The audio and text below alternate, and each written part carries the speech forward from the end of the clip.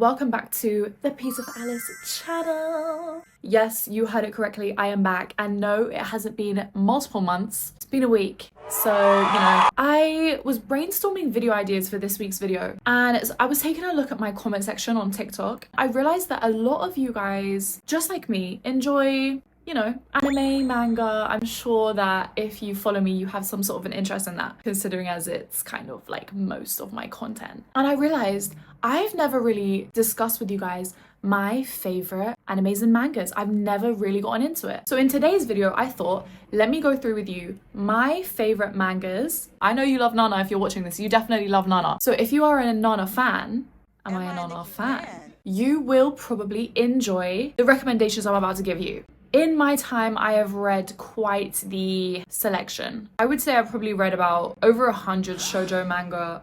I was gonna say shoujo mango.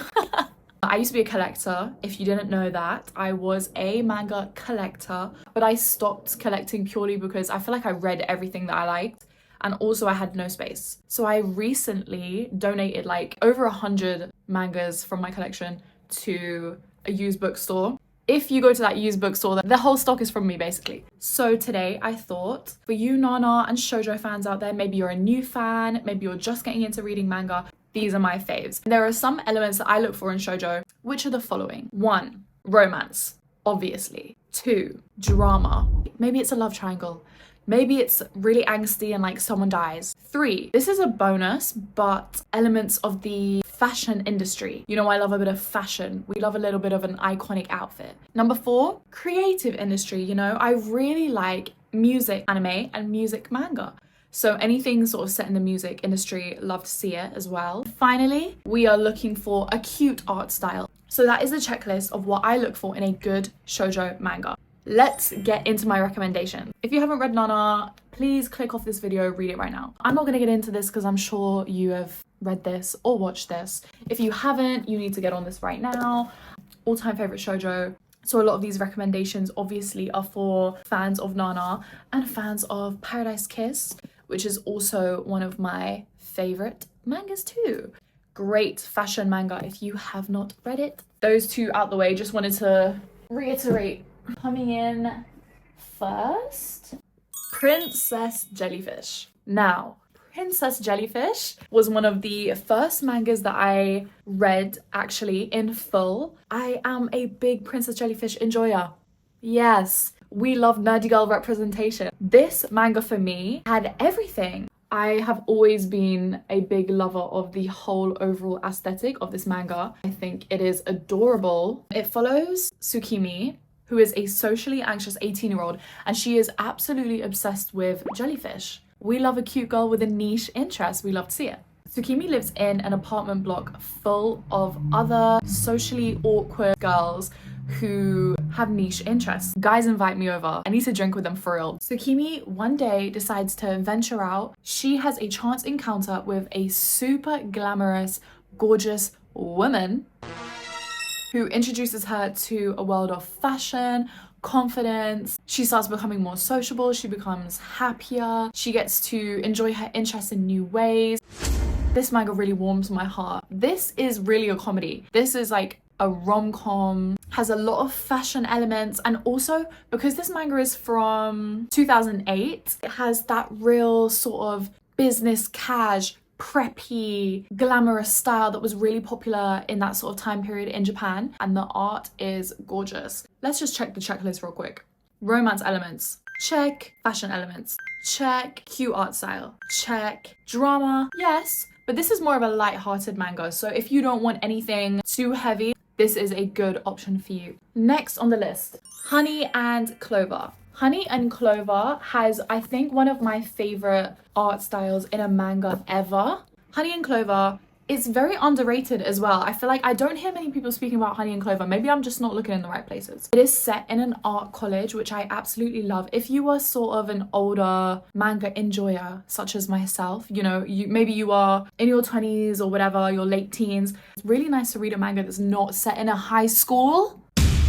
Because I do feel decrepit a lot of the time, and I'm not really into like high school romances just because it's like, guys, I'm 22, like. So this is set in an art college, which is really nice. It's a very much coming of age friendship group story. It follows the main character Takamoto and his friend group and how they navigate early adult life. It's got your classic love triangle, which does actually get very messy, and there is also some problematic themes. First of all, this girl right here, the girl in the middle, she is the love interest, right? She's meant to be the same age as the boys around her. Guys, she looks about 12, but she is of college age, you know, she's meant to be like 18, 19. That's a child. That was annoying because the art style on its own, absolutely gorgeous. I just wish they didn't make this girl literally look like hello, that's a baby. So this is just Takamoto being a regular college kind of awkward boy, finds a friend group, falls in love. It's messy, it's chaotic, you know, the boys in the dorm are all kind of crazy, got weird drama going on. No one's really studying, but beautiful art style. Anyway, I really did enjoy this. And apparently I think there's an anime of this actually, but I haven't seen the anime. If anyone has seen the anime, let me know if it's worth watching. Quick checklist for Honey and Clover. Romance, check. Cute art style, check. Drama, check. Creative elements, such as art school, check. Cute fashion, check. I would say give this a go if you haven't yet.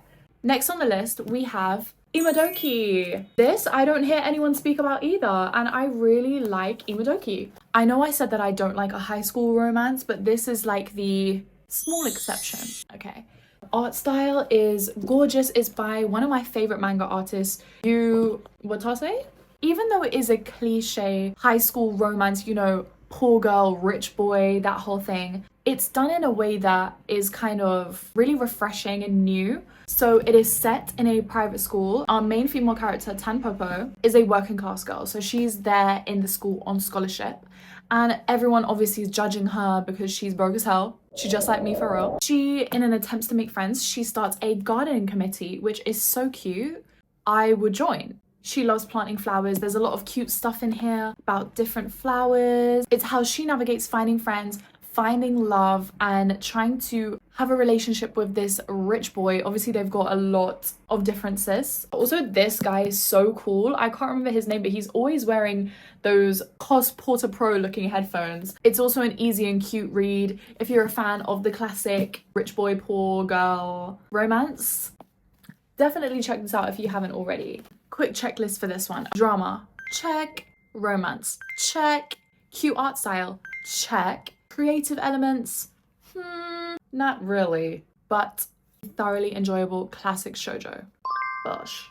Next up, by the same author, we have Absolute Boyfriend. Okay, this is crazy, but Absolute Boyfriend was literally my favorite shoujo. Throughout my teenage years, Absolute Boyfriend was that manga for me. It was clicking for me. So it follows Riko, a 16-year-old girl who is she struggles finding a boyfriend, you know, she's been rejected so many times, bless her. Free her from the shackles, like, you really don't need a boyfriend that bad. She then goes on this dodgy online website, which is kind of like build a boyfriend vibes, and she custom designs her own boyfriend, thinking that it's like a joke. And then the next day, a kind of like android boyfriend shows up at her door, and it's basically her dream man, the one that she made online.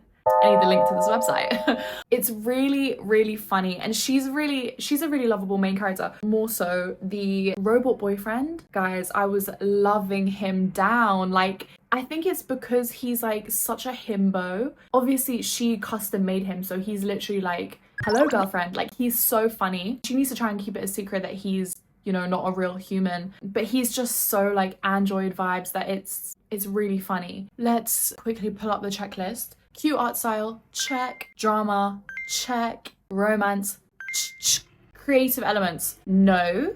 But one thing about this manga, Yu Watase, I have a bone to pick with you.